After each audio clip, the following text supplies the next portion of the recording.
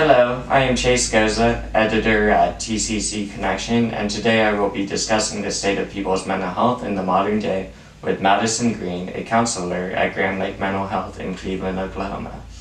So, Ms. Green, how has COVID affected the mental health of the general populace and those seeking treatment? So I have seen an increase of my population of clients is kids, so from the ages of like 5 to 7. So most of these kids weren't in school during the time of COVID, and if they were, it was probably kindergarten.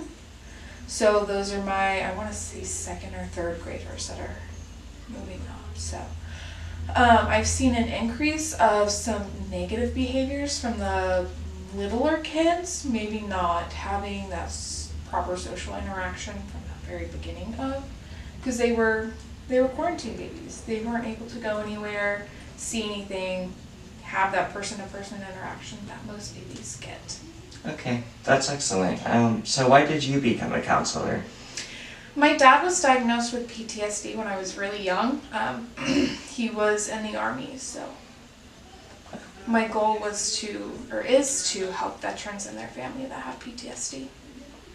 What are some resources for those in need of help with their mental health? Grand is always a great resource. They can come in and get any services. We have a no turn-away policy, so no matter what kind of insurance you have, whether it's the state or private, you are welcome here at Grand.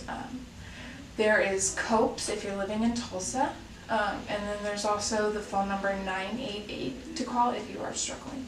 What are some resources for the homeless or the poor or people in need of mental health that can't exactly afford it? Yeah, of course. So in most cases like that, before I was working at Grand, I was actually working with the homeless population. Most of them have Sooner Care.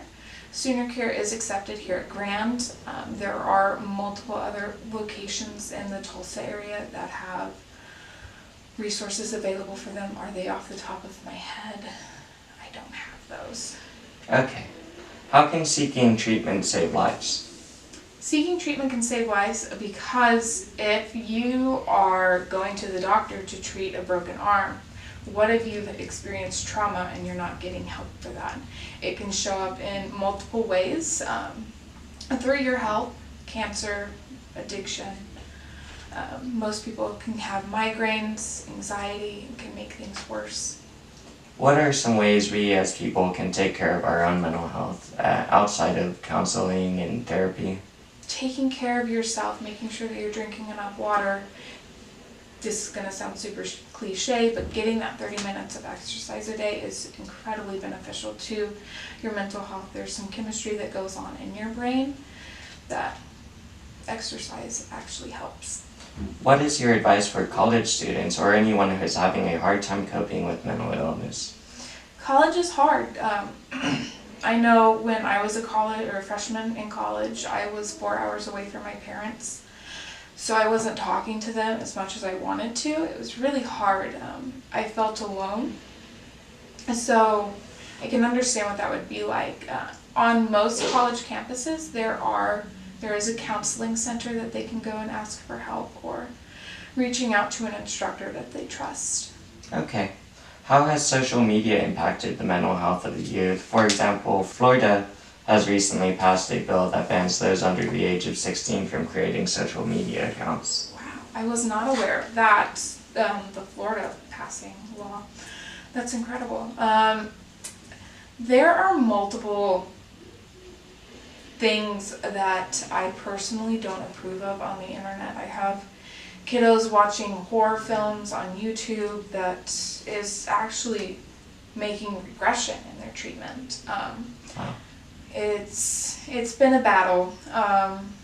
Too much screen time can actually end up making the kiddos' mental health worse than helping it, because they're not getting that social interaction that they should be getting. I know that video games and playing video games online is very helpful for hand-eye coordination.